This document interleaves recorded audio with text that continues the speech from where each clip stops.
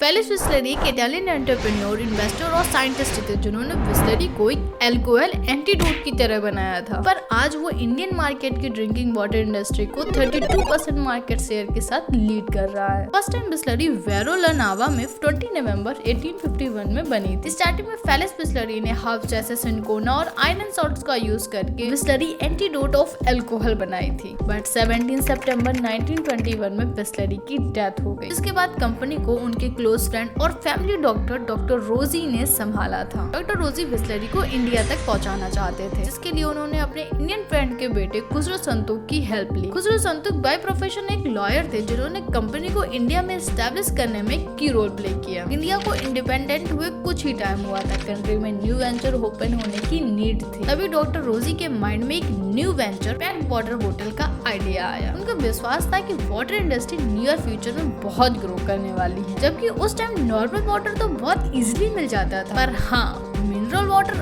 अब भी लोगों के पहुंच के बाहर था।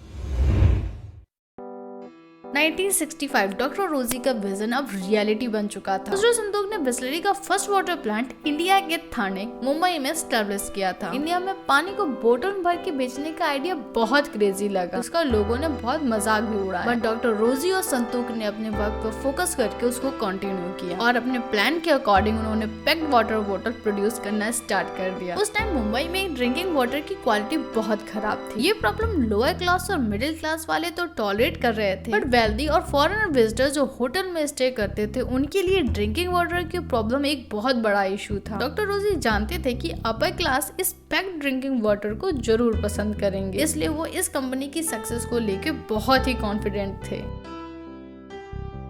बिस्लेरी जिसकी जर्नी 5 स्टार्स होटल से स्टार्ट हुई थी, वो आम आदमी के घर तक कैसे पहुंची। स्टार्टिंग में बिस्लेरी सिर्फ वेल्दी पीपल, 5 स्टार होटल और कॉस्टली रेस्टोरेंट को टारगेट कर रहा था। बट कुछ टाइम बाद ही कंपनी को रियलाइज हो गया था कि सिर्फ लिमिटेड वेल्दी कस्टमर्स को टारगेट करके कंपनी सक्सेस नहीं पा सकती है। इसलिए धीरे धीरे उन्होंने जनरल पब्लिक के लिए भी इसको प्रमोशन के थ्रू इंट्रोड्यूस करना स्टार्ट कर दिया।